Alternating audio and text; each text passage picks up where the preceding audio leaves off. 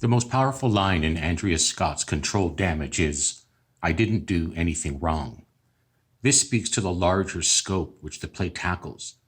Viola Desmond, a woman known to us now because of her act of bravery and defiance, was one of thousands of Canadians in our nation's past who was affected by its systemic racism, marginalization, misogyny, and colonial patriarchy. It is essential that we tell these stories of our past.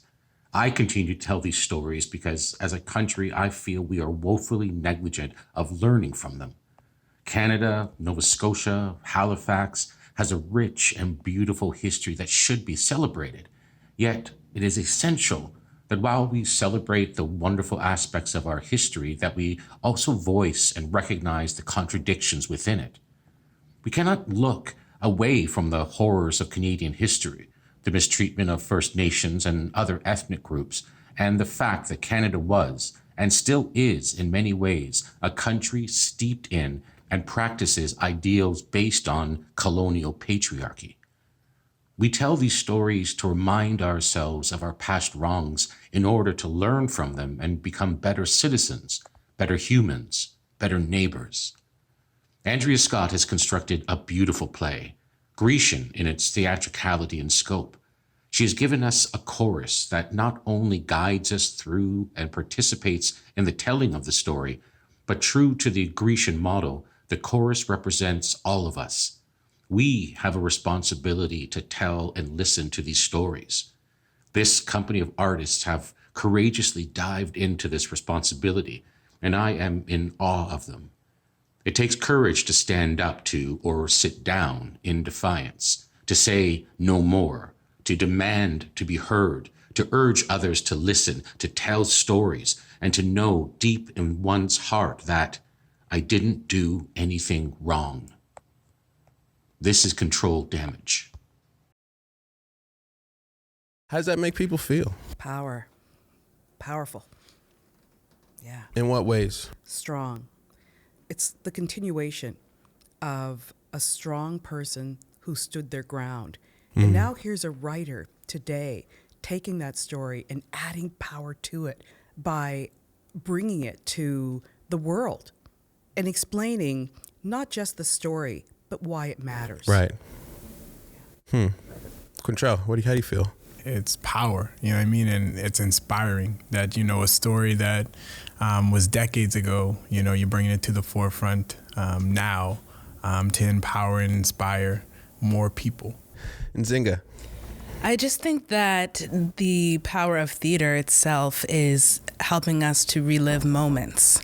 And that's really what this is. It's for those of us who were not there in the Roseland Theater, what was that atmosphere like, essentially, is what I'm really excited to see happen and come out on stage. And I'm really interested in how the director uses that Grecian model to kind of play up the values of democracy and speaking out, which we're spoken about. Just the fact that this is an ongoing discourse, a political discourse, and it's being illuminated through art is something that we have to keep continuing, that type of way of speaking out. Using art to tell stories. Yes, absolutely. It's one of the more powerful ways to tell stories, whether directly through film, but I think there's an added, and I don't know what it is, but there's this cool layer of storytelling through theater that's different, and maybe it's the human interaction with the actors and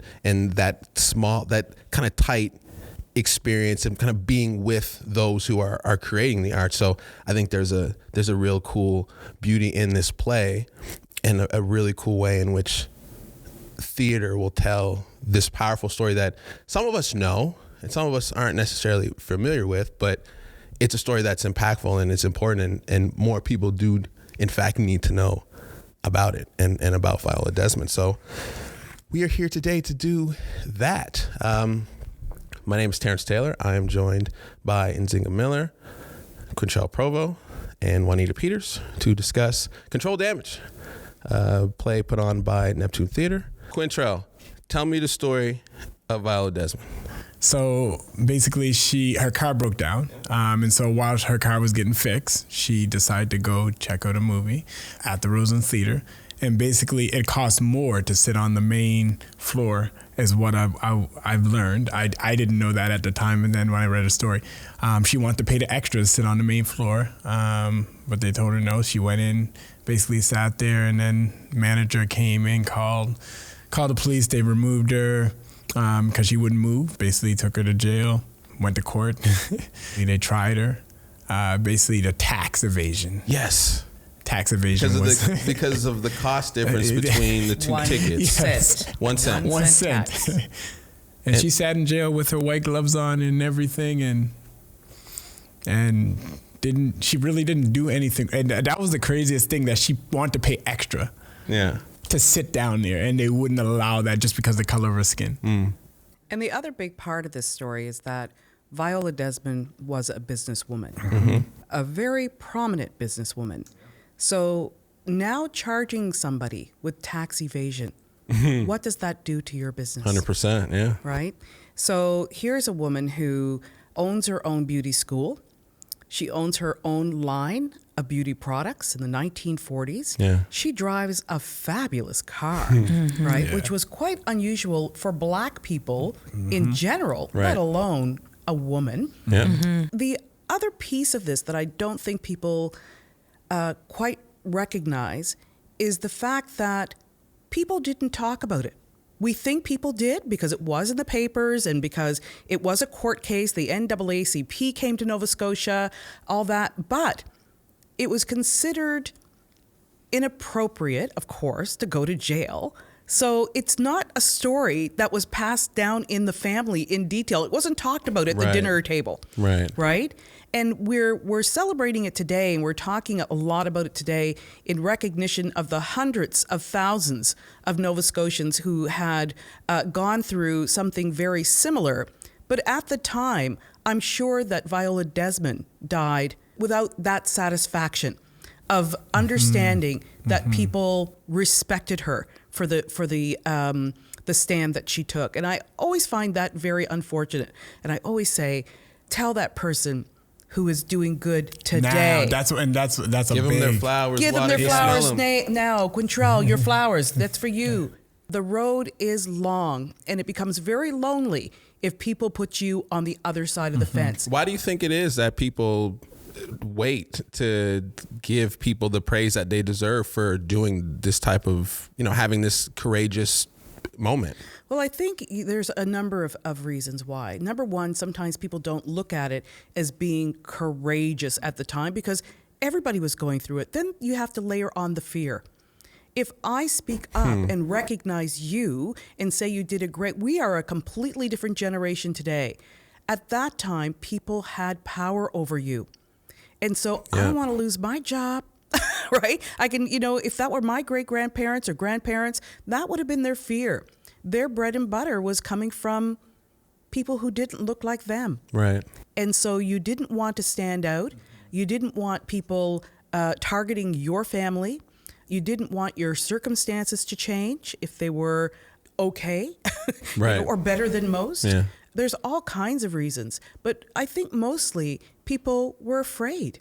I just really want to go back to this statement of I did nothing wrong, because that to me is what resounds when I think of the Viola Desmond story. Break it down. This is something that is still happening today, where we can't find a reason for culpability for a Black person that we don't want in our space.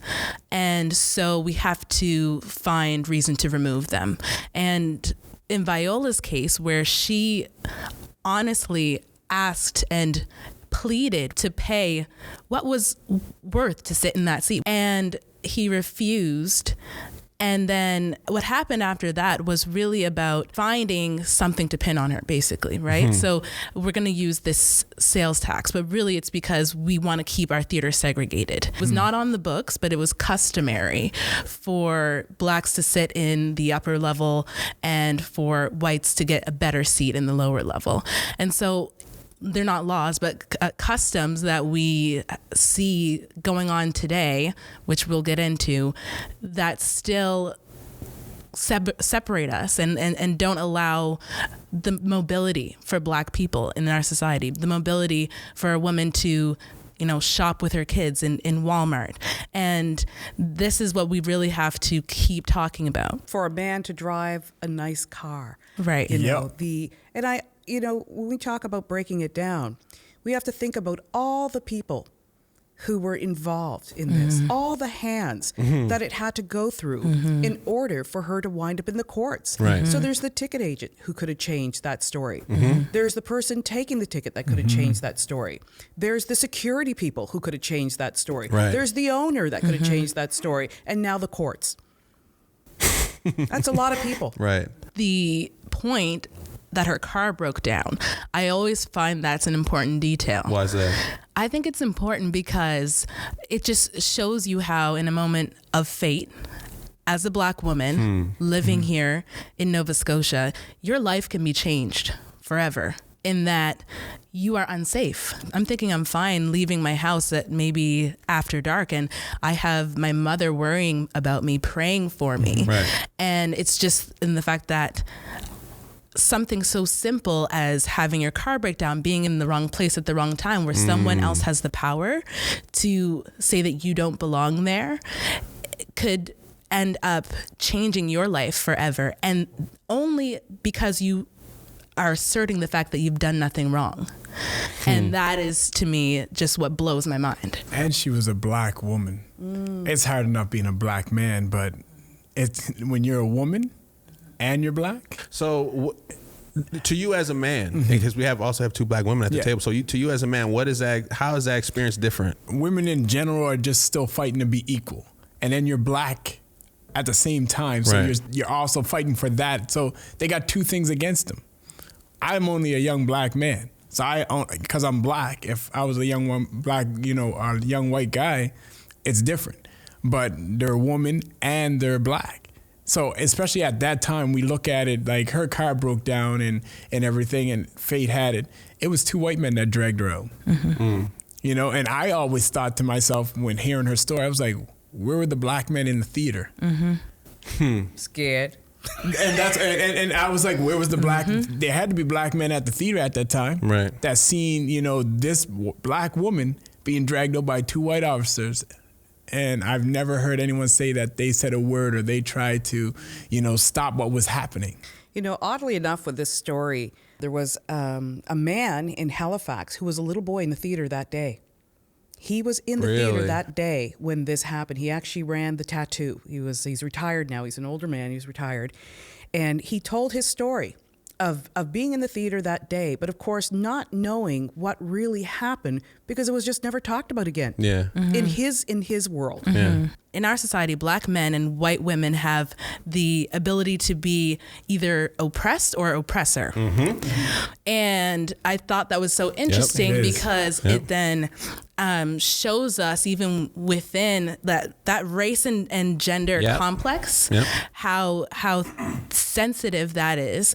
And to me, it brings up thoughts of the conversations that we've been having on, for instance, street checks and things that are very, very important going on right now in Halifax, that we have to be careful of the language even that we're using and whose stories are we prioritizing in dealing with that issue. Are we talking about Black women also dealing with street checks, not just Black males? Exactly. And the fact that they are doubly oppressed, and that if I'm a Black woman driving a nice car like Viola Desmond most likely was, that I might be assumed to be what? Like, this is my pimp's car? Like, whose car is it? Yeah. Am I, I'm being questioned as to why is the name on the car, it's registered in my dad's name, Dr. So-and-so. And so, just the fact that it can't occur to someone that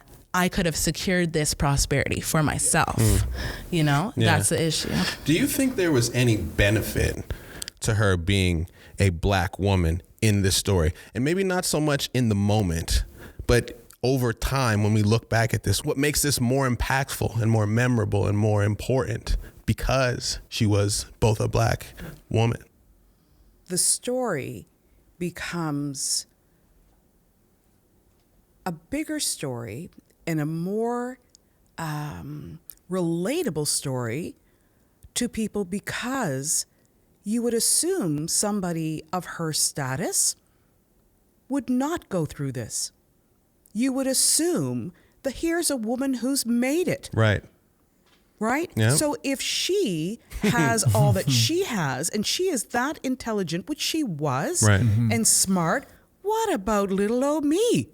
What chance do I have? Right. I think that was one of the pieces of the story, I think, that really caught the attention of African Nova Scotians and most recently, all Canadians. So here was a woman who seemed to have everything, and yet look what the justice system in Nova Scotia did to her. Right.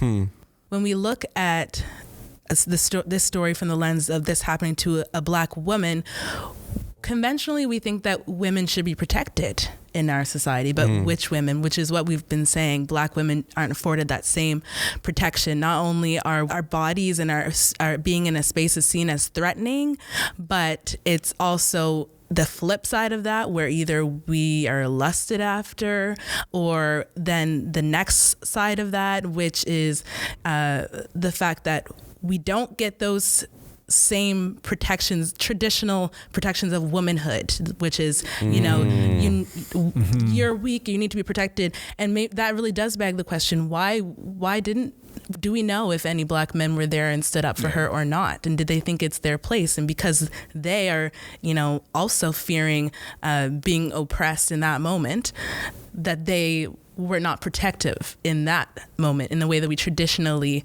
see fit, especially at that time, which was in the 1940s. Yes. Yeah. It wouldn't have had the same effect if it was a man, Black man.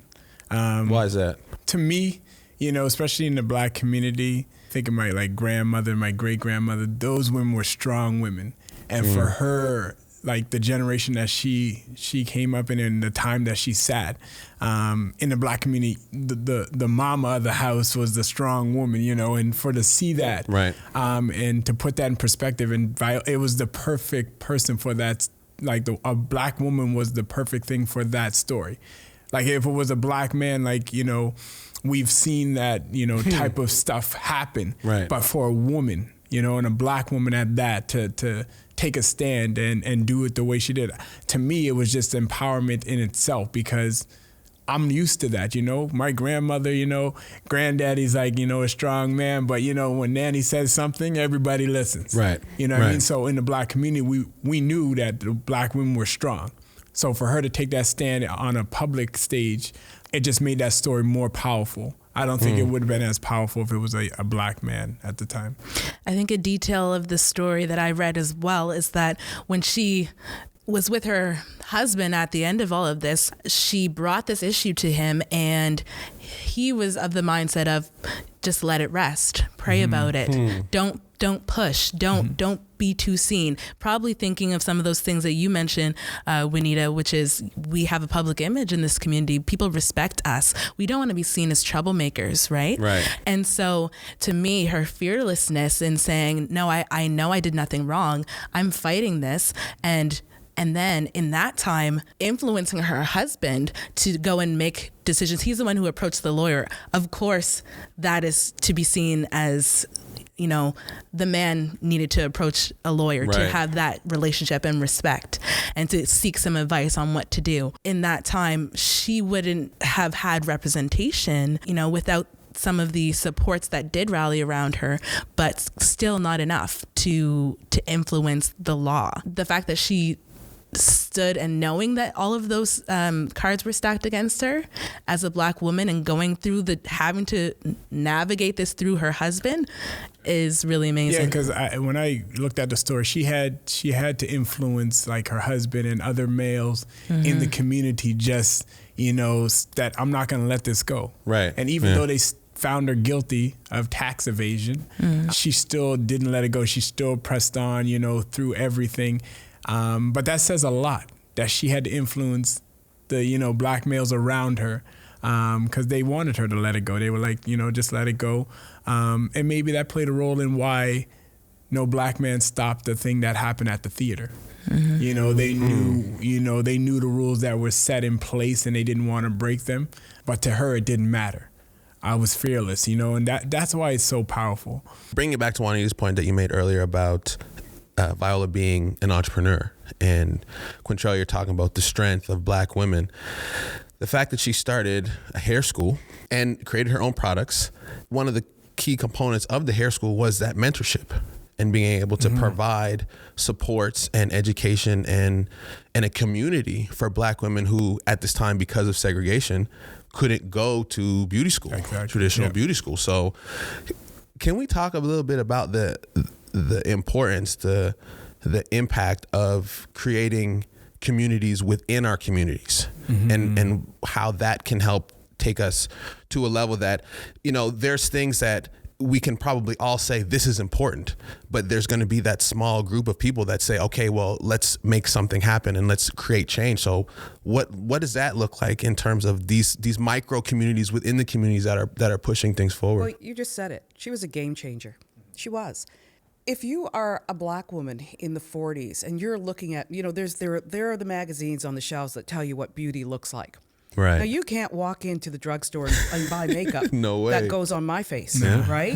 So she created it, to answer to the needs of African Nova Scotians, or I don't know if she shipped her stuff beyond Nova Scotia or not, but she certainly took care of African Nova Scotian women. Right. And it was that whatever we need, I will bring it. What you need, I will make it. And that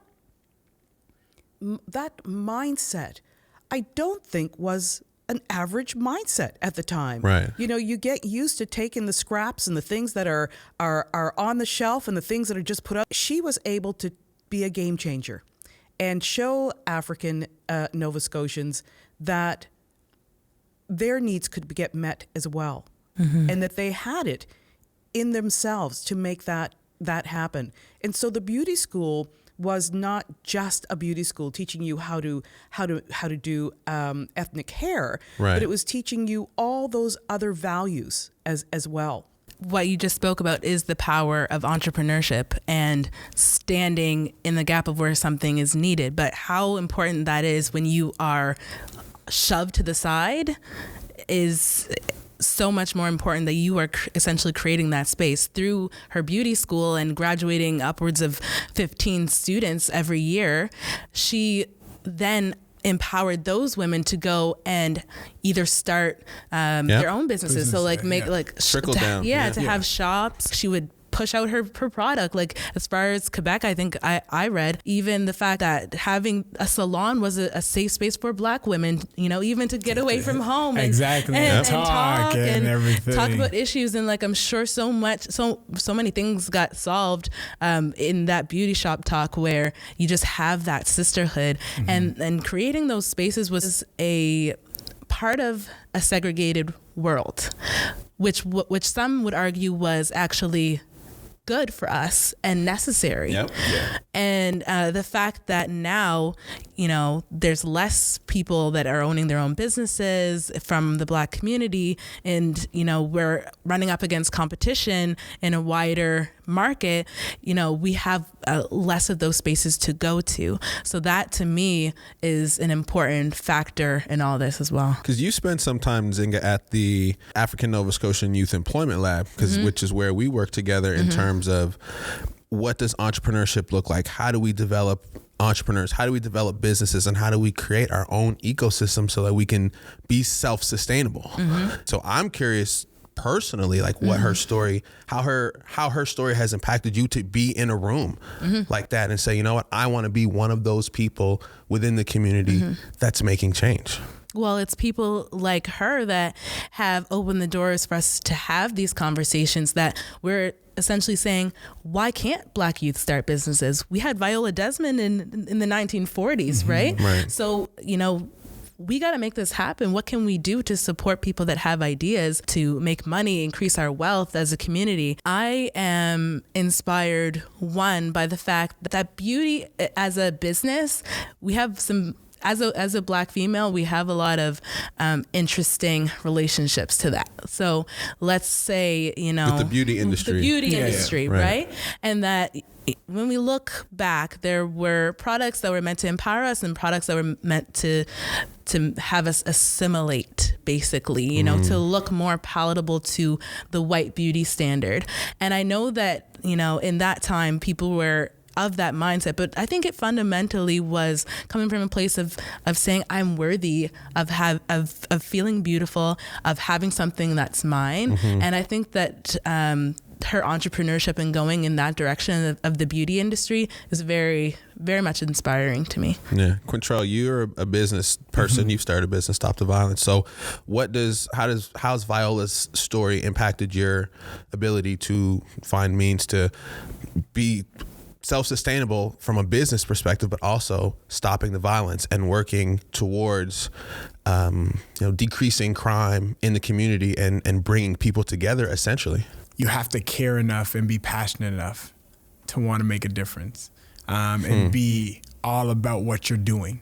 When you get so caught up in the things, I remember when I first started Stop the Violence, a lot of people were questioning, how are you going to do this? No one's done this, how are you going to sustain this? And I remember after the first march, and it was basically me doing it out of my way of grieving.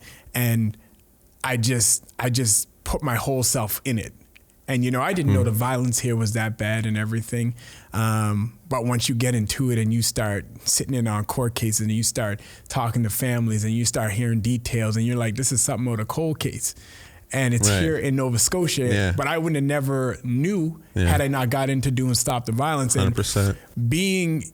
I've been able to, sustain everything, and going back to Martin Luther King and Viola Desmond, particularly, she did beauty, and, she was so passionate and caring about, beautifying, Black women. How you feel when you get your hair did and everything, how much that makes you feel. And so she cared that much to do, whatever she could so that we could have something to call our own. Right. And so I took that same method in doing Stop the Violence and being able to care and being able to be passionate and being genuine. And this is a real issue. And it doesn't take money. It just takes you having a mindset that you want to make change. You want to make a difference. And I tell kids, if you believe in something and if you believe that you can make change, nothing's gonna stop you. Yeah. I said you're gonna have obstacles along the way. I've had a lot of obstacles, a lot of stress, a lot of times of giving up, and people close to me know these things. Right. But the thing that keeps me going is that I care so much and I'm so passionate. I've felt that hurt of losing someone close to violence. So when you feel those type of things and you go through those type of situations where you've lost loved ones to violence, it's different. It hits me different. Like, I don't have to know the victims that have been killed, but it hits me the same. Right. And a lot of people don't understand that. And I'm like, because this is something I care so much about. Yeah, you're at the grassroots level, on the ground with the people. And so therefore you're not up here making decisions for people and trying to advise people from a place that you have no idea. And you never really, I've never really gotten over the loss of Kaylin. You know, the thing what I just learned, you just learn to deal. Every day is a new day. Take it as it comes. You don't ever get over the loss of someone. You just learn how to deal with life as it comes. Right. Viola Desmond, she also taught me resilience. Resiliency, how she never gave up when the men were telling her, just let it go. No, she didn't want to let it go. She wanted, to make a difference and look at that difference. That was the 1940s. Here we are, in 2020. And that difference is still having an effect today. Right. And that's the crazy thing about it. I started to Stop the Violence, and after, I'm dead and gone, I want someone else to have that same motivation, some kid, to come up and have that same drive to make a difference going, their path. It doesn't matter if you're going to stop the violence. It doesn't matter what you're doing. but have that same drive and that same resiliency to make a difference. I like that. The term we're using to kind of explain this is, unofficial segregation. Yeah. And so how people feel because of unspoken ways of life, which exist so heavily here in Nova Scotia. I've just had this, the thought of the young woman, Santina Rao, on my mind for probably the past 3 days. Okay, what's the story? So she is a Black woman that was shopping at Walmart in Halifax. It was Mumford Road location. And she was accused of shoplifting. There was no evidence of this. I'm not sure who in the store accused her of this, but police were called. She was with her 2 children at the time, and police were called. She essentially was asserting the fact that she had done nothing wrong, very similar to Ms. Viola. The way that the story is being told is that she essentially resisted arrest. That's what she was charged with. We don't know. I was not in that store.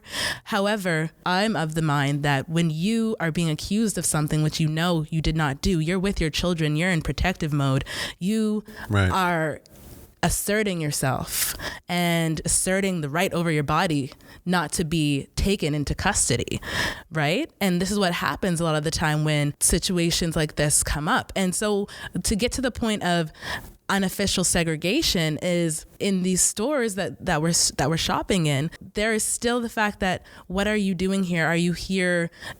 You're a threatening presence, basically. Segregation happens even in these spaces that aren't meant for us, down to the fact that products that we're shopping and buying in these stores are literally segregated on different shelves. Black women's beauty products are locked in store displays where we can't freely access them. The assumption is that we're going to steal. So, has 2 different sides to things, because if we start talking pro-Black, owning our own businesses, shopping and rotating our dollar within our own pockets, there's a real need for that and a real reason. And this is one of them, which is that we are literally, our bodies aren't even safe going into stores that we just need to buy groceries for our children in. So interesting, because I just had this conversation with Nzingha. A colleague of mine reminded me of something that I completely forgot about. I didn't grow up in Nova Scotia. So there are things that happen here that are kind of, that are obvious and become the norm for Nova Scotians that I wasn't familiar with. But one particular, this is quite a long time ago, maybe 20 years ago now, and I went to the superstore to pick up a little snack on my way home, and this guy was right on my shoulder, and so I thought he was looking for something similar to what I was looking for, and I said, do you know where the Baba Ganoush is? And he says, Baba Ganoush? No. And I said, oh, okay. And so I carried on, couldn't find it, and I walked through the store, and then all of a sudden I looked, the guy was right there, like behind, and I thought, oh, okay. Yeah. And then, but the third time I looked and he was there, I got on the phone and called my friend and said, I think I'm being followed. Yeah. And she said, you know how to test it? She said, go to the baby aisle. Go near the diapers and see if he's there. And I looked and there he was. And she said, Juanita, get out of that store. And so I did. I was like, I'm not dropping any money in the store. And my friend is Italian, by the way, but she grew up in the North End and she was so familiar with that practice. And she said, Juanita, you're being profiled. And I said, what? And she said, you're being profiled. Yeah. You don't understand it. If I try to explain this to somebody who doesn't look like me or is not walking in my skin, you don't really understand what that really does to you, because it's not about that night. Just that night. It's about now every time I go somewhere, I'm wondering, is everything okay? Right. Like, that's called trauma. Right? Yeah. And you shouldn't have to think like that. Yeah. One of the things that would happen to me all my life, whenever a police car would pass me or be behind me, I'd get all nervous. Yep. Well, look, I've never been in trouble with the law in my life. My mother, father, nobody's ever been in trouble with the law. And now I'm in my late 40s. I'm not now, but at that time, I was in my late 40s, early 50s. And a friend of mine said, but why, Juanita? Why do you feel like that? And I said, I don't know. Yeah. And it took a little soul searching to realize that I grew up in the house with my grandparents, and my grandfather always had a custom-made car. He was the head engineer for Canada Packers. We lived quite well growing up. Right. And he always had a custom-made, beautiful, Buick whatever, right? Yeah, you know what that means. Yeah. He always got stopped. Yeah. Yep. And the question they would always ask, is this your car? Yeah. And I can remember the silence of the car. It never even occurred to me until that's trauma. And the crazy thing is they're still asking that same question today. Right. Go back with the racial profiling in the stores. You know what I do now when they follow me and I know that they're following me? After I get to a certain point when I know they're following me, I'm like, so are you going to pay for my groceries too? That's what I say. Confront I said, them. are you going to pay for my groceries too? So what is it about having that conversation in that moment? Because often people would go through that and leave and then be in their car and be frustrated about it. So Quentrel, why do you I don't even go pay for my stuff after the fact. Like, I just show them that, yo, you're following me. Basically, I'm going to ask you questions. Yeah. Even when the police used to profile me, you know what I mean? They followed me and I will pull over to the side, see if they go past. Nope, they'll slow down and I'll do it twice. And then on the third time when I slow down, you pull over or whatever, or you slow down, I flag you down and ask you, is there a problem, officer? That's what we have to start doing. Yeah. And I get their badge number. Why? Because instead of from me getting frustrated and going off yelling and doing it, there's a way that you have to do it. You take their badge number, you report it, and you put a complaint in. That's how you mount this up. So then you have a paper trail of everything that's happening. We tend to get frustrated and yell at them and go all your profile. That doesn't make a difference. That doesn't change the system that's happening. Right. You have to change the system. Start getting their badge number. Know the law. Know your rights. Be as kind when they come to the window and you know that they're profiling. Be as nice as possible. Don't go off. Don't curse. Don't give them no reason to say, okay, this person is being right. Like even with the mother in Walmart or whatever. Part of the story, she hit one of the officer or whatever, and I know she's a mother, so she's gonna go on her instincts or whatever. And I was thinking to myself, had she not hit the officer, would things be differently? But then they were like, I was like, they were going to take her down anyway because they said she was resistant. Well, that's what they do. They want what happens is police come and things are escalated. And I just want to quickly say something about this before circling back to segregation in particular as a topic, which is that, in the end, she was never charged with shoplifting. Right. She was charged with resisting arrest. So let's take that a step back. Whether she had hit the officer or not. What if the officers were never called? Right. What if that didn't happen and that didn't escalate and it was a 4-on-1 scenario? But like my thing with this question of segregation is that it's not black and white, which is that, we've got the fact that I might be in the south end of Halifax, and that's where I went to school. That's where a lot of my friends lived, etc. But if I'm not assumed to be a student, then someone's eyeing me with suspicion. And then the next part to that is, the neighborhoods that we call safe neighborhoods are not always safe for somebody like me. I feel safer going out home to my community of Lake Loon and Cherry Brook, or some of the communities in the Prestons where, other people are online talking about these communities being unsafe. And I'm saying, I go there, I know this person down the street. I know that person down the street. And that's the importance of having something to call our own. And sometimes that gets conflated with the idea of being segregated. Oh yeah, all the black people are over here. Even in school, it was, well, why do all the black kids congregate in one area? Because we feel safe. Exactly. That's our own space. And that's how I've always felt like I'm safest when I'm out East Preston or up home. Yeah. I know that anything happens, I'm in a safe place. I can go to anyone's house. Ain't gonna be no issues. So Quentrel, you grew up in North Preston. And East. And Juanita, you work at the Africville Museum. Yes, I'm the executive director at the museum. So these are two segregated communities, essentially. And it's unfortunate because we spend too much time thinking about the American historic story. But then you realize, like, this is the exact same thing that's happening here. And it's crazy because like you look at North Preston and where they're situated, and then they have the only majority black school, and most of them kids feed into Cole Harbor High. You remember the race riots that we had at Cole Harbor High, Yep. and we set ourselves back like 50 years when they created a school in Eastern Passage to take the kids all from Eastern Passage. So now these kids got elementary, junior high, and high school, and don't really run into, African Nova Scotians till university. And it's like an eye opener. Yeah. How do we deal with these, different, I'd never been able to talk to people. And then they start asking you questions like, oh, can I touch your hair? And all these kind of things because they never had that interaction growing up. Right. And that's what's so frustrating is that it seems like we're going backwards in doing things. Would we rather our segregation feel unofficial, or would you rather it in your face for you to know what to expect? My mother worked in the hospitals, and she has horror stories about working with older white people who did not care how she felt by what they had to say. So she had a very interesting experience of, oh, it's in my face now.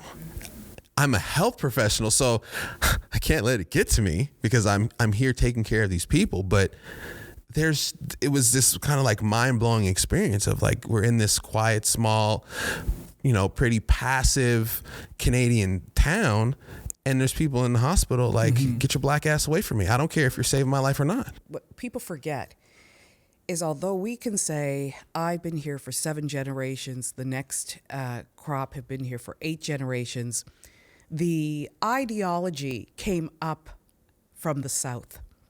So those folks who lost that war came up here and brought that ideology. Right. And the buildings that are built, the foundations in Nova Scotia, a lot of them are built with that ideology. It's deeper than that individual. It is a practice and a mindset that has infested parts of Nova Scotia, and people have been allowed to feel that way. I had a really great friend of mine, well, they were a really great friend, once say to me, well, it was okay then. I said, well, when was murder ever okay? Right. In what decade, in what brain was murder ever okay? Right. Because a colonel tells you to annihilate this community. And in today, why do you think our young men who went to war came back so damaged?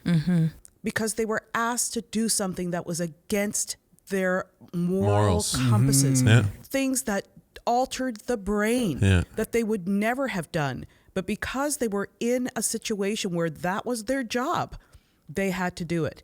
To say that's just the way it was, to me, is very offensive. If you are a caring thing, I invest in people. I don't invest in things. I don't invest in any things. I invest in people. And when you invest in people, those people now have an opportunity to do 100 times better than you. And that's what you want. You want people getting way up there and bringing people up with them, right? Yeah. But if you are passive enough to just say that, that doesn't affect me, it will come to visit you. It will. And a lot of these people are seeing today, it's on their couch because it's their grandchildren, right? That look like us because the world has changed. And I have real hopes, for Nova Scotia, because when you look around Nova Scotia today, that old ideology is being weeded out. It is. Do you think so? I absolutely do. And I see it in this generation. Okay. In the 35 and under, because you can't not know something. Once you know something, no excuses. You cannot not know it anymore. Right. And so it was easier, just like the Berlin Wall. It was easy to tell people on this side that side was this and they were that and whatever. And then the wall came down and people went, they look like us, right? How can that be? Yeah. I've spent 30 years of creating monstrous looking people out of my imagination from what I was told. But once you meet people and once you sit in a room with them and once you find that you have, 5, 6, 7, 8 similarities and, you can't not know that anymore. We have a province that today is full of so many different people from so many different cultures, so many backgrounds, so many different experiences. And all those experiences, there are such similarities, no matter where you come from, right? We may not have been to war, but our grandparents were. Right. I'm going to throw a wrench in that. Do it. Things are shifting. Things are changing in Nova Scotia. Yes, we have, first of all, 35s and under, but all of us have access to technology to learn more about people, to learn more about history. And we've got a lot of people coming in to Nova Scotia that we have to now be vigilant that what we knew as segregation and racist acts are not going to look and feel the same way as they used to. It's not just going to be black and white. That's the thing too that we have to be wary of, which is that white people and black people have been living together in Scotia forever. Right. And now we've got people that will come with open hearts, but then there may be from other places in the world, but they may also have never experienced being around a black person before either. So now we have to look at how do we manage those relationships as well too. So I think it's just something to be vigilant about. And I work at a university in that institution where, when we talk about is it better in your face or is it better to be under the rug a little bit, which is every day students deal with the in your face. However, what's so insidious is when you're in a room and all of the portraits on the wall of founders or important people are all dead white men, which we've had this discussion so many times. I probably don't need to even go down that road. But the fact is, okay, now I don't feel like this is where I'm supposed to be. So we're unintentionally segregating ourselves. Juanita, you mentioned things just used to be that way before. And, things are different now, but we shouldn't rewrite history is one of the discussions that has been coming up, especially with the removal of, statues and monuments to people that genocided Indigenous folks and communities and, enslaved people. That to me is that's like the in your face and the insidious at the same time, which is like I'm coming into my place of work. I'm going to try to learn, and I'm literally staring at or going into a building named after someone who wanted my ancestors dead. Right. That's why we cannot continue to have those monuments in that respect, because it's only half the story. It's only it's actually not even a real story. It's actually fabricated. Let's just say that. So and then the space I work at within the university is a space that has been designated to Black, Indigenous, people of color, students, and women to study, to be in community with each other. And some would argue that that's segregating. But we're able to provide the type of supports that they need and that would not be possible if they were lost amongst the shuffle with everyone else and self-segregating themselves and, feeling like they cannot approach somebody for help. I know I felt that way when I first started university, and I come from a background where I've been boosted up and privileged and I come from an educated family, and I still felt like I was less than in many times. So, again, this double-sided coin to segregation. I think it's interesting. It makes me think of if you've seen the movie Do the Right Thing, Spike Lee, when the guy's sitting in the pizza shop and he's looking at the wall and he's like, there's all these Italians on the wall. Why aren't you going to put any black people on the wall? And he's like, well, I'm Italian. This is my Italian pizza shop. If you want black people on the wall, go start your own pizza shop. So it brings us back to the concept of segregation, and is it a good or a bad thing? Because then you think about something like Black Wall Street, which was black owned, black established, and for black people, and was destroyed. So I look at it as owning your own space. Right. And everybody has a right to do that. Right. Own your own space. You can be pro-black and not be anti everyone else. Yeah. Right. I remember a couple years ago when I did the Black Panther for Black Youth. You got a lot of heat for that, didn't you? And I took a lot of heat. Yep. Everyone's like, oh, you're having a segregated for the black youth. Yep. And it wasn't that I was segregating. I wanted our youth to be empowered. Yep. A lot of youth that came was always known in their circles as the one black kid. Mm-hmm. A lot of kids came and told me, man, I've never been around so many black kids, man. Mm-hmm. This was amazing. This empowered me and everything.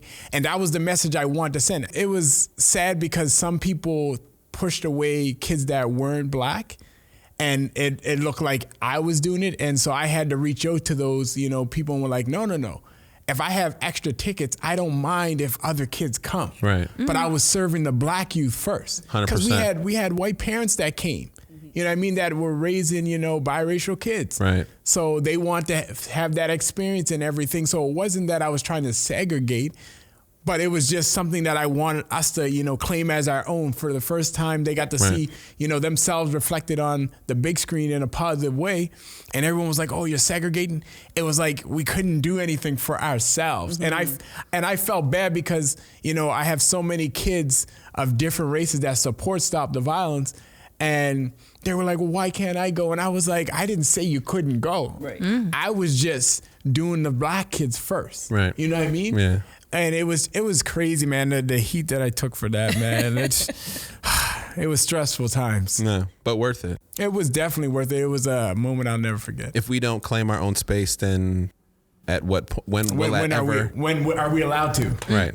I want to talk a little bit about how we consume, whether it be American media, American history versus how we consume Canadian media and Canadian history. And so why do we know so much more about a Rosa Parks than we do a Viola Desmond? What is it about the American versions of these similar stories?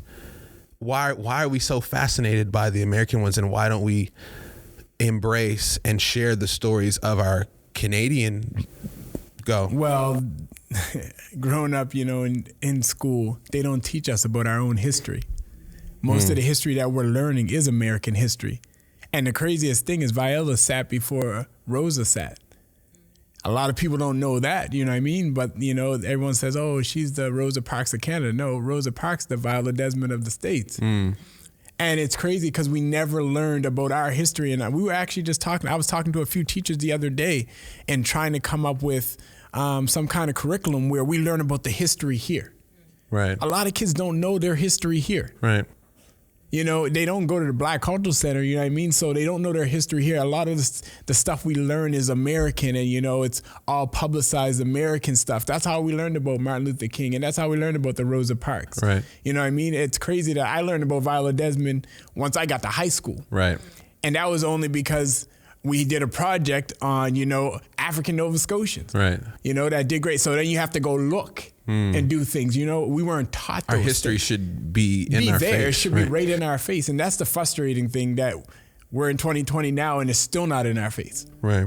As executive director of the Africville Museum, what's that role look like for you in making sure that our Canadian Nova Scotian, our Halifax history is being taught to our Canadian Nova Scotian Halifax youth? Yeah. Well, I agree with Quentrel. You know, we're groomed. We're groomed to look at the U.S. as something fantastic. And we hear about it from the get-go. And we look at ourselves as unimportant. As unimportant. Why do you think that is? Because Canadians just are nicer. We don't put ourselves on pedestals. We don't have monuments like the U.S. does. Why do you think that is? Because I don't know. It's like the Canadian person was taught to not be boastful. I don't know where that comes from.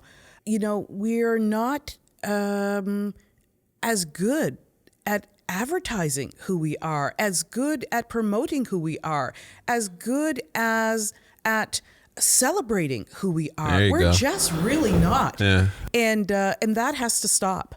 As the years have gone on, I look at us as more American today than Canadian. What do you mean? Here's what I mean by that. When I was a child growing up in the 60s, it was my parents sat down and they watched Sing-Along Jubilee, you know, all these things that were part of Canadian culture. Today, our kids are all watching things that are coming out of the rest of the world. Right. Very few. You know, what's the last Canadian show you watched? I'm gonna give that a name. I'm gonna right? give that a name too.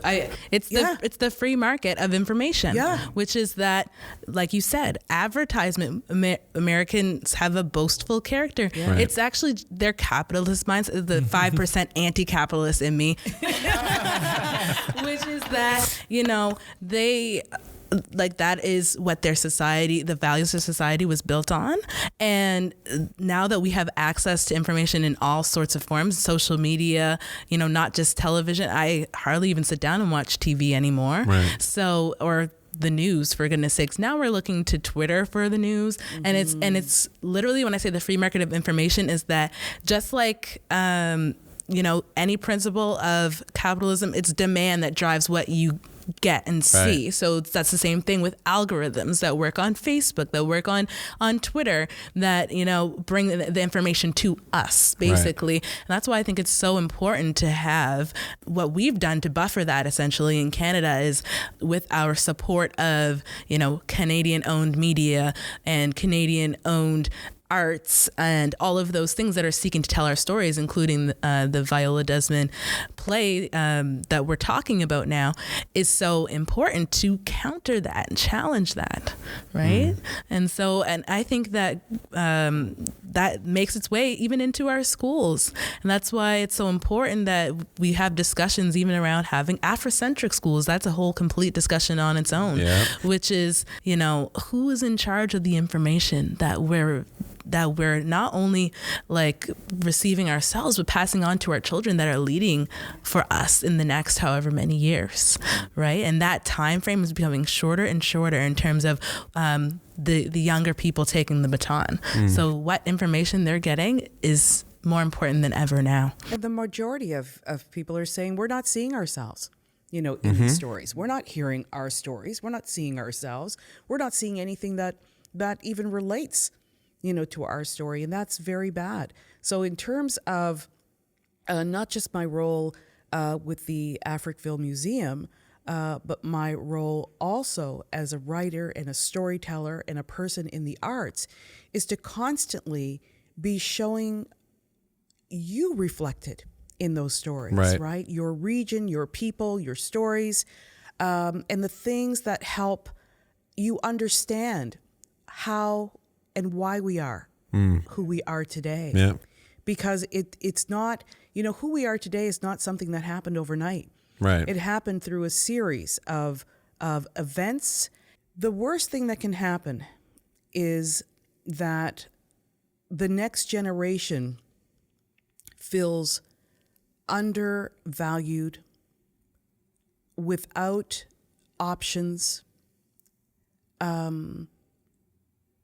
and become disinterested in their communities. Yeah. That is the worst thing that can happen. When the history is gone, it's gone. Yep. If you don't know the value of that trunk that's full of pictures and papers or whatever in your grandmother's house, and the house gets torn down and everything gets, if I always say, in this digital world, as much as everyone looks at it as being a great thing and an advantage, I'm going to break your bubble on this. Do it. Because when you sit in a house and you look at pictures in the photo album, you say, who's this again? Right? And then you remember. But our generation have all those pictures on their phones. Nobody even knows they exist, unless they've been posted to Facebook for a second. But then it's so much stuff that you forget it. Yep. That was it's gone like thousands of pictures ago. Right. But it's the constant walking into a house and seeing a picture on a wall and going, and that's your favorite chair at your mother's or your grandmother's, and opening it up and looking at the pictures over and over. Yeah. You have to connect to people in order to be interested in people. If you aren't connected to them, you have the entire history and their value and your value gets lost. And so many of us are connecting just so outside of our immediate experience. Yeah. Like if I know that Future's dating Lori Harvey, but I don't know that, who someone down the road's, last name is, then that's a problem, and so just we're not grounded. Nzingha, I love that. And I'm going to tell you a quick little story about that. Arlene Duncan Does anybody know who Arlene Duncan is? Little Mosque on the Prairie. You know, okay? Yeah. Had Arlene Duncan here to do a show a few years ago. And my mother-in-law, who was 90 at the time, said, Duncan, my sister used to have a pen pal by the name of Duncan. And she gave the name. So let me just say this. Her sister died at the age of 16. She contracted tuberculosis, went to a hospital on Wednesday and died on Friday. For 4.5 years, she was pen pal with this Duncan girl out of Ontario. It was Arlene Duncan's father's sister. Oh, wow. Now, like 3 degrees of separation. Hey, we would never have known that. Yeah. There was no, and that's when, and she said, I remember my father talking about this Nova Scotia girl who just stopped writing. And they just thought that she was disinterested. Yeah. But she died. She died of tuberculosis. Wow. Interested in people. Yeah. And she was so interested in people that she was able to obtain that information. Right. Right? Most people would have just, how are you? How you doing? And you're on to the next thing. We're also very flighty because we have so much stuff going on. Right. We have to take the time. Take the time, get deeper, know your people, know your history, know your family. And even though right now you may be hearing things, you go, oh, I know you told me that 1,000. I know you told me that 1,000,000 times. And you don't know how that information will be important to you in 30, 40 years. Right. I have something that maybe the two of you might be interested in, as well as you, Terrence, which is just this thought of becoming disinterested in our own history and our own narratives. Then what happens when somebody who is interested swoops in to tell our story? That's my concern. And, we had some of that go on in just even in the past year, where a film was made about a Black community in Nova Scotia where many people were not happy with that narrative. But who is interested enough in that story to pick it up and to look at all the details and say, we're going to tell this from a balanced point of view? And that's the danger of a single story. Directors like Ava DuVernay or Lena Waithe, who find ways to, through Queen and Slim, through When They See Us, and to take our story before someone else, because the story of that prosecutor lady was nasty, right? So when are we going to get, who's going to tell that story in its most truthful and authentic way? Yeah. So, like you said, Nzingha, reclaiming our stories, telling our stories before they're told by someone else.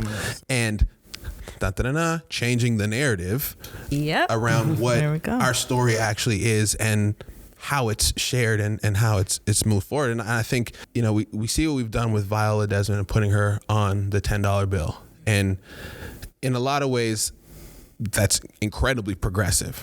So I think about, the other two ends of the spectrum, where you say somewhere like Germany, and after all of the disgusting things that happened in Germany, and how German people said, okay, in terms of reconciliation and moving forward and righting our wrongs, these are some of the things that we're going to do to progress and move forward. And you look at somewhere like America, where, God forbid they ever admit that slavery is what built America to be what it is. So then you see the Canadian government saying, okay, let's acknowledge this story. Let's acknowledge this Black woman by putting her on Canadian currency. So I'm curious people's thoughts in terms of how we're going as Canada moving forward in terms of telling our story, because now she's on a $10 bill. You have to know the story. You know what I mean? You have to at least ask. Yeah. Right. Who is she? Yeah. I was in Boston 2 years ago, and there was an article in an American hairdressing magazine that got cut out, and it was on this hairdresser's stand, framed, about Viola Desmond. And all these hairdressers were taking pride in the fact that this woman who was in the beauty industry made this difference. Yeah. Why did I walk in that shop that day? I don't know. But there it was. It was like a piece. I almost felt like it was a piece of me. Like, I owned that story. As you talk about ownership, right? That was our story, our Nova Scotia story, that was doing something powerful for people that weren't necessarily even Black. They were in an industry, right? It was interesting. Anyway, you were going to say something with Joe? Yeah, when I seen her put on the bill, I was in awe, you know what I mean? Because the only other woman you seen on the bill was the Queen. Yeah. And not only was it a woman, it was a Black woman. Right. And the way they made the bill was a powerful, you know, I call it a stand-up bill for a stand-up lady, right? Okay. And a lot of people like don't look at it that way. Like, this is the first vertical bill. That is symbolic in itself. Yes. You know what I mean? And it was just powerful. And then the color of the bill, it's purple, royalty. It's just so many things, you know. This is a queen, like this is it. But now after the bill, we just don't want to settle with just the bill. Right. You know what I mean? There's things that you have to do, you know. We're not happy because we're not just going to be happy because you put Viola Desmond on the bill. Right. Now you still have to share our story. You still have to do reconciliation. You still have to deal with the systemic racism in the education system. You still have to do those things. Right. So I don't want us to get content with just the bill. Right. You know what I mean? It's a beautiful story because now people have to know the story. Right. But at the same time, let's not stop there. You know, the night before the pardon, there was a huge conversation at Dalhousie Law School because Black Nova Scotians were asking, why is she getting a pardon when she didn't do anything wrong? So we held a conversation there called, Is Justice Ever Too Late? And on that panel was Rocky Jones, the director of the Human Rights Commission at the time, Viola Desmond's niece, who has since passed on, Les Oliver's wife, whose name was, oh my goodness, oh my gosh, Sharon Oliver, and Wanda Robson, I believe, was on the panel at the time. I think Wanda was on the panel. And the conversation went around, you know, what are the things that should be considered, yada, yada, yada. And this gentleman near the end of the evening stood up, a white gentleman, and he was, I think he said he was 80. And he told this story, and he said, I never knew that Nova Scotia was different. He said, I grew up in Truro, Nova Scotia, and I used to play baseball. And I had two young colored fellows who were my buddies. And he said, after the baseball game, every once in a while, he said, I'd do a little job for my father or my uncle or whatever, and they'd give you a nickel and whatever. And if you had 25 cents, you could go to this place in Truro and get a whole plate of fries and maybe even a float, an ice cream float, right? And so I'd say to my buddies, let's go get a plate of fries. And they'd say, no, that's okay. And he said, I just thought that my buddies didn't like fries. He said, and I grew up and I moved away and I went out west and I worked my whole life. And I came back to Nova Scotia in my retirement.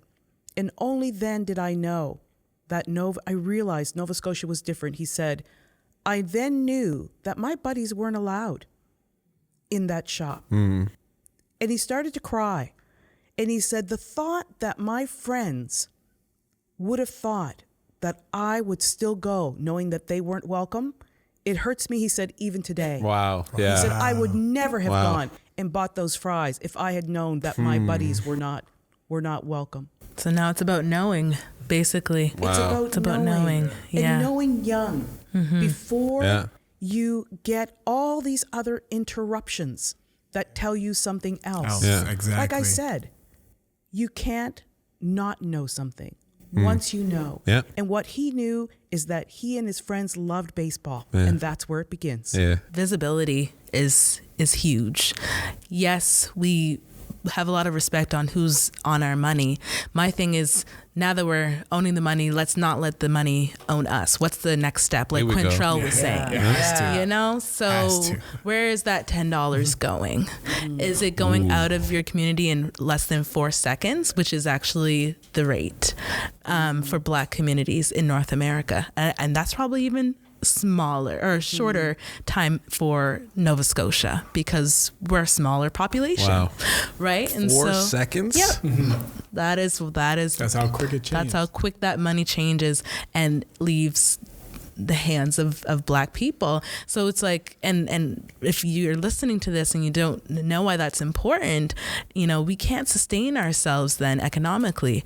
That's a part of the system that we're working with. So, for me and what I think of those coming up after me, my little cousins, etc., when they go to see Viola Desmond on this $10 bill, I want them to go back to her actual story, the fact that she was an entrepreneur, that she made things happen for herself within her community. And that's what we have to essentially keep doing. And like Quentrel said, not just be satisfied with mere recognition, but then go for innovation, go for change. And, we're not satisfied with just apologies. And even though we want to know what those things mean, what those words like pardoning means. And I remember myself being, young and so honored to be at that pardon. It was just feeling the energy of everyone around me, especially those older than me that felt this more than I did. Was so important, and it made me want to go deeper into looking into her story. So, like we said, money changes hands quick, but what is going to last is the impact of that story. Yeah. And the other end of the part of that story about the pardon was, as a result of that conversation at the Dow Law School, Viola Desmond did not receive a pardon. She received a royal prerogatory of mercy pardon, which means that you were not guilty. Mm-hmm. Okay, very important to know. That is actually really important to know. That changes everything. That was changed overnight. Because it's different from a pardon that you were found guilty, but there's a difference in that pardon. But if we're gonna, even if we talk about entrepreneurships and us trying to, sustain ourselves economically, we got to be able to support our Black businesses. Here we go. Yes. We have to. We can't continue to look for discounts and look for handouts when we go to our Black business. We got to pay them what, their prices is. We can't, because if we're not going to pay them, we're going to go somewhere else and pay the full price. So how do we create trust within the Black community in order for people to purchase from each other? Because that's there. And the thing is basically it comes down you giving a good product. Okay. It comes down to a good product and just being able to be that trustworthy person in the community. Black people, especially in our Black community, trust is the hardest thing to get. Yeah. And if you break that, it's the hardest thing to get back. And so if you got trust in the community already, give them a good product. You know what I mean? And even if you give them a slight discount on the first, just say, okay, try the product out. If you like it, come back. Right. You know what I mean? But it's going to be full price. But that's how we have to start putting money in our own people's pockets and, stop going out to other people because, we're not giving them a discount. Oh, well, since you're not getting a discount here, I'm going to go pay double the price somewhere else. Right. It doesn't make any sense. Right. It's interesting that you said building trust, because I think one of the most favorable parts of our African history and identity and that we still practice today is this idea of needing trust in character as social currency. And that is something that we use that was critical, right? And so what I would say to entrepreneurs that are out there is let people know who you are behind your work or your or your product, so that people know they can trust that you are for the community as you say you are. You're not living a double life. You're not a part of something that your grandmother or somebody would frown on. So my thing that's so important. That is very important. And one of the things that I try and be with people is just genuine and just real. You know what I mean? I keep telling you to tell people, man, I've given away more Stop the Violence gear than I've sold. And that's because I'm not in this for money. This is not for me to get rich. This is because I want a message to get out there so other families don't lose loved ones. Right. And, in saying that message to people and being around families that have lost loved ones and going to court with these families and doing all these other things, they see the realness in this. This is not like a game, you know what I mean? Yeah. If I would have just been like, you can get a t-shirt, you're going to have to pay this price and, you know what I mean? And then I'm not showing up to show support for these families, knowing the hurt that they're going through. and thinking about myself. Right. The issue's bigger than me. Right. And so you have to show people that you're real and that you're genuine. And people can tell that now, especially in the Black community. Yep. They can read through you. Yep. That's one thing that I've learned growing up in the Black community, that if they don't trust you, there's a reason why.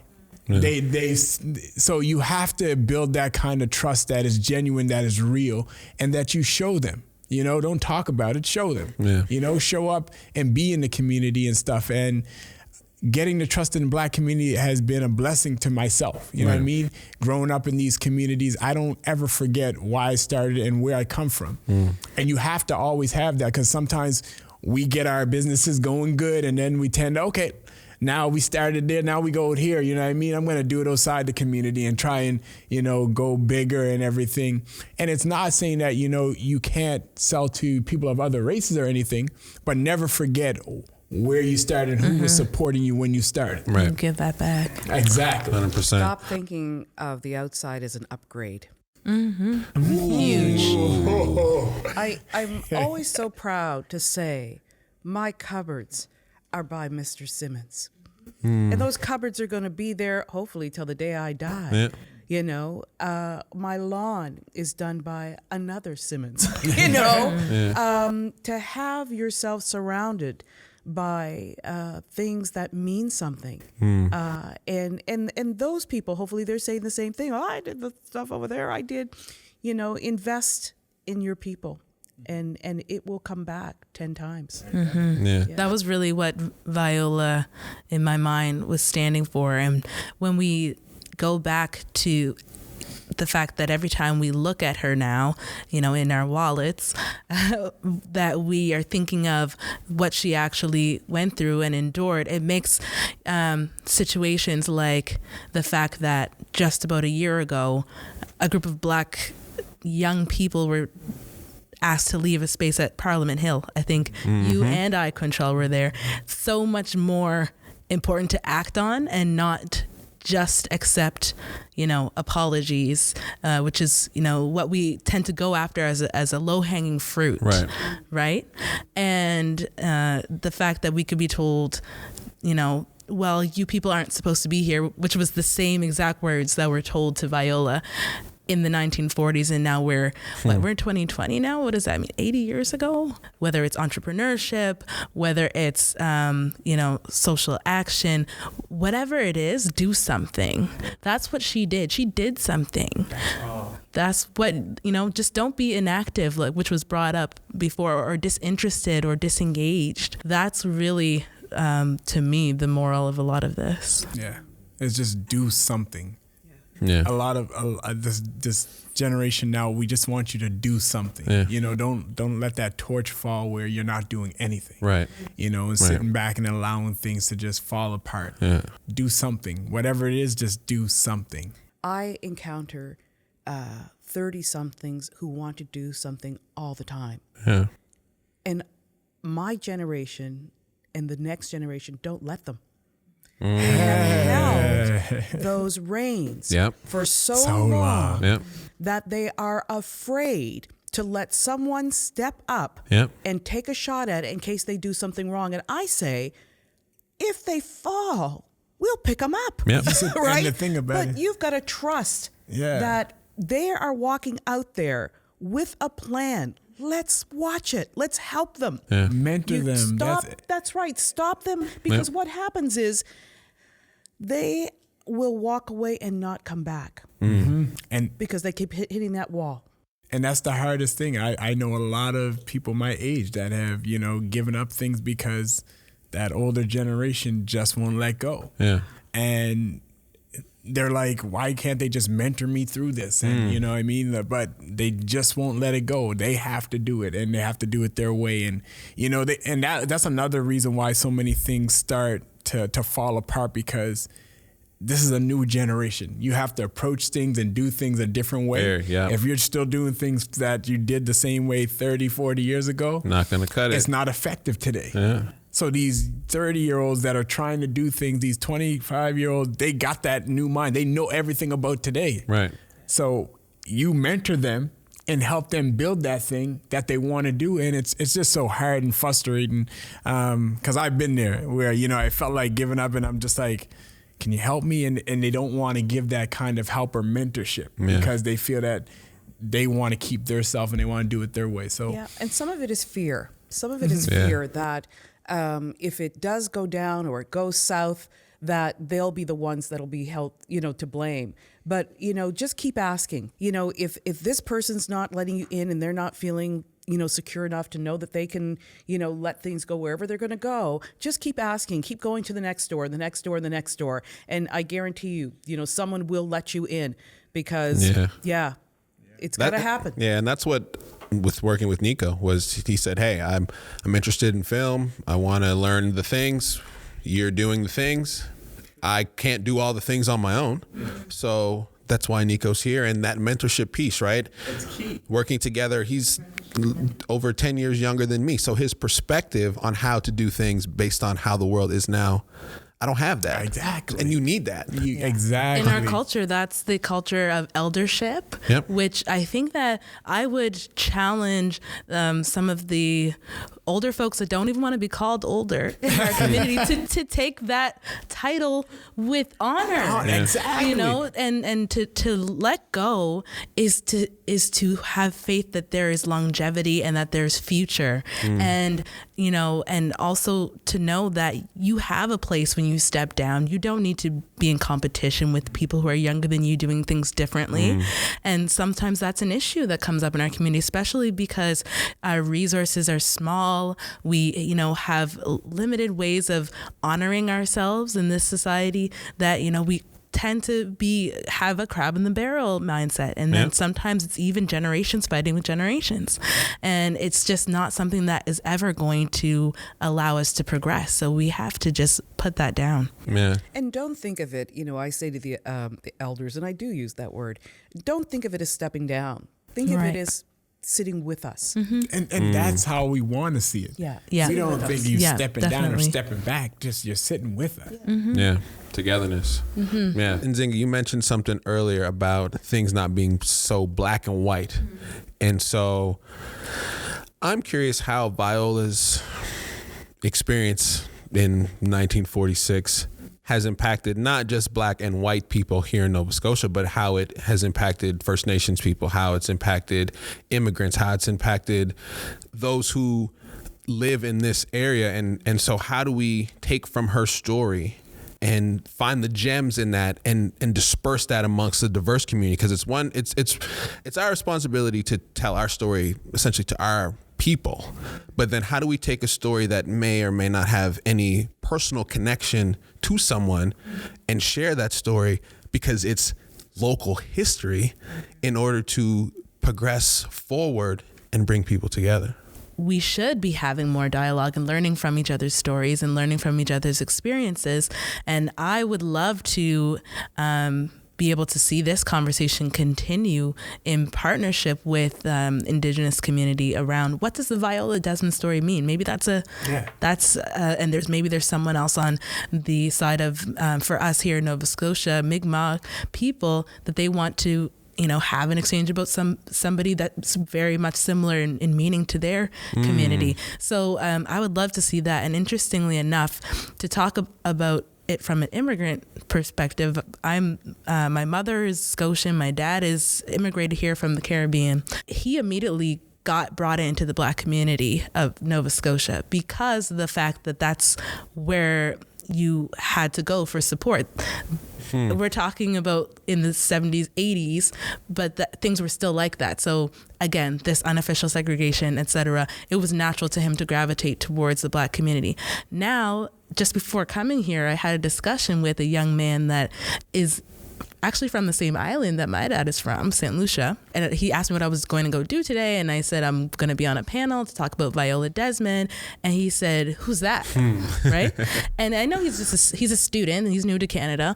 But then when I pointed out that she's on the $10 bill, and I said, well, she's like Rosa Parks, even though she was before Rosa Parks. And he said, well, who's that?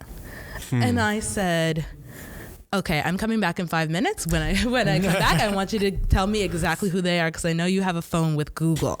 Okay. Yeah. And then he said, well, you know what? I'm from the Caribbean. So like, and I said, if it wasn't for Viola, wasn't for people like her, you would not be sitting here in this classroom. You would not have the opportunity to be here. And I think that even extends for all people of color that come to Canada. We have been here. We've been here.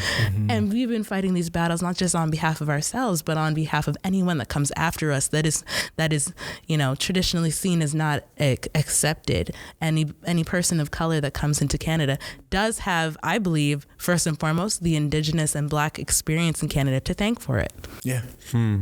I had the honor when the immigrants first came here, the Syrian refugees. I had the honor to sing "O Canada" at the thank you Halifax, and a lot of them didn't speak English, but we knew how to talk with body language, communication, and everything. And I remember one of them sharing their stories, and there was a translator, and just the resiliency.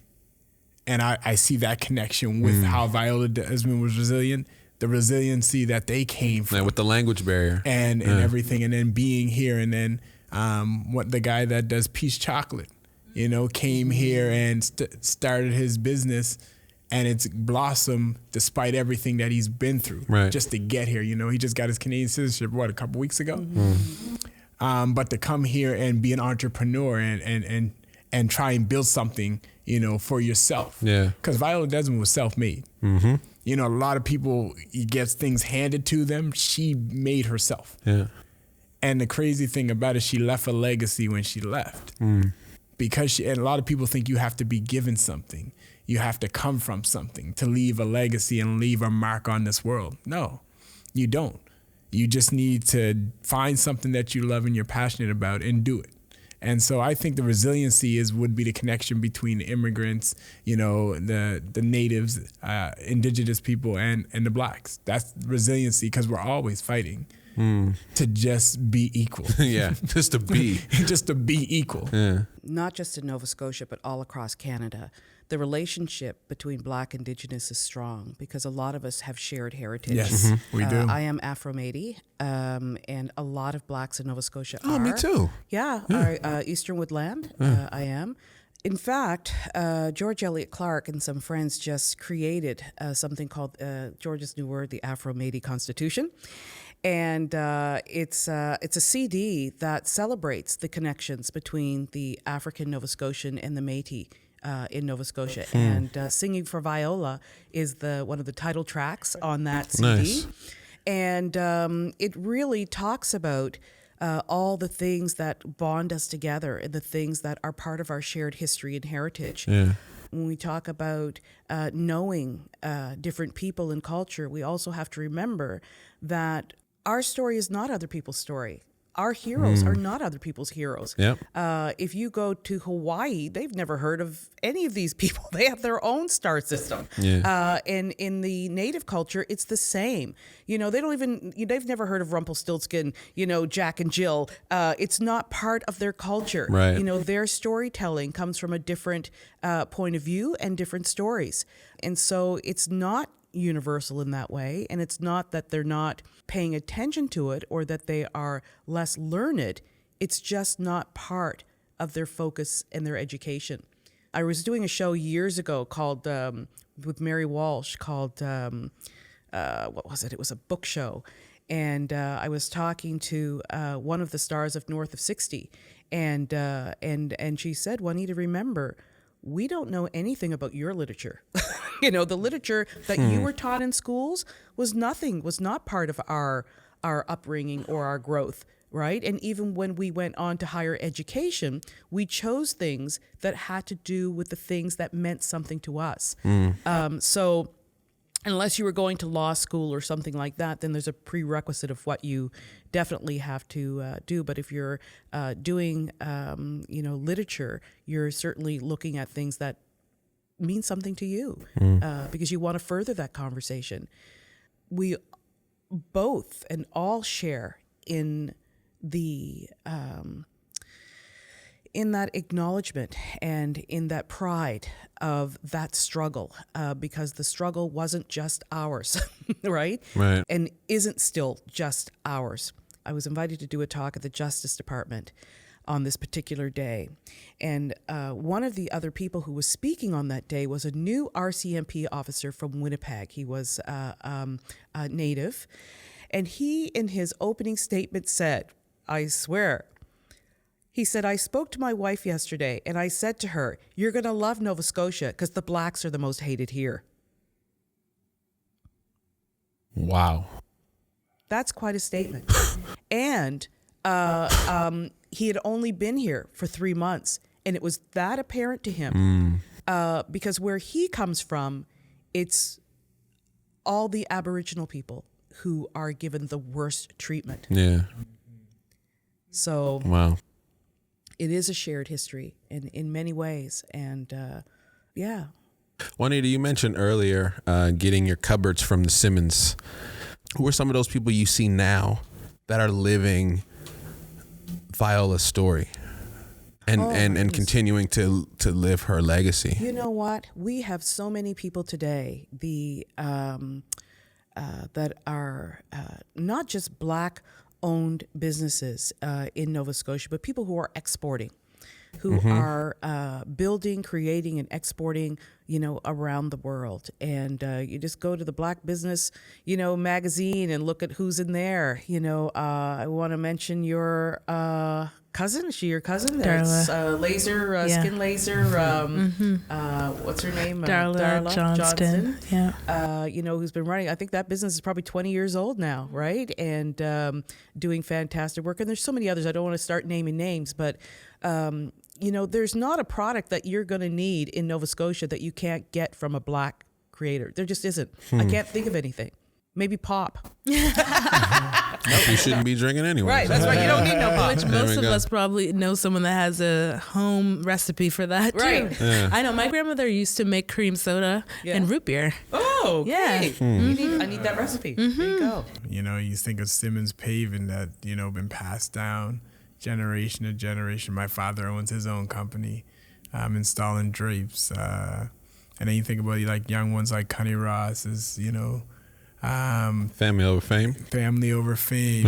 You have Trev Clothing. Yeah. You have people like that. You have yourself doing your own thing. You know what I mean? It's a lot of people making their own business, because I think a lot of people now, especially my generation and the younger generation, want to work for themselves. Yeah. Want to do the things that they love and have no worry that someone's going to tell them how to do it and Right.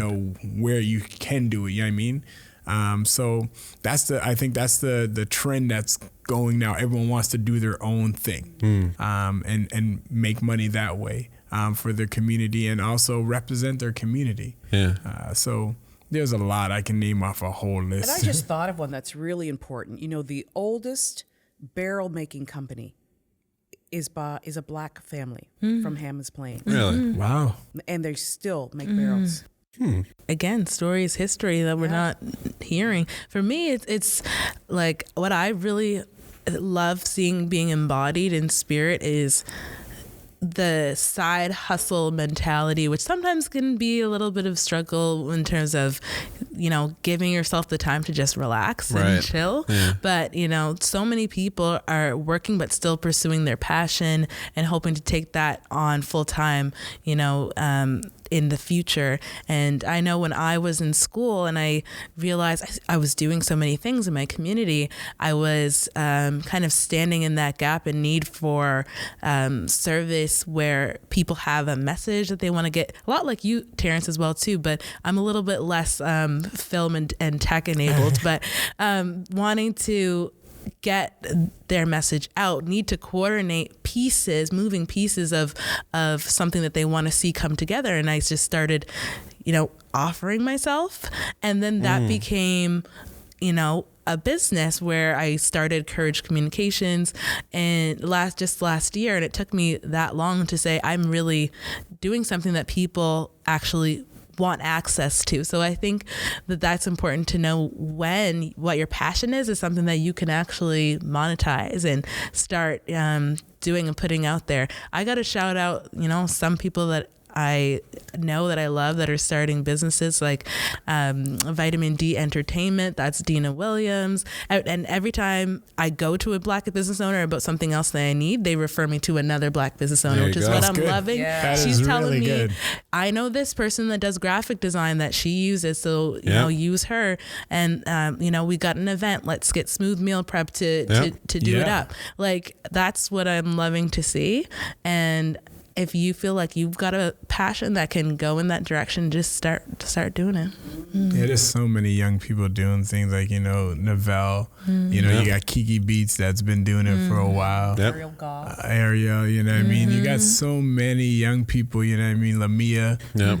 Say Rodney with the One North End project. Exactly, you know what I mean? So many people that's been doing things, and it's crazy. There's so many people under 35 doing things. Right.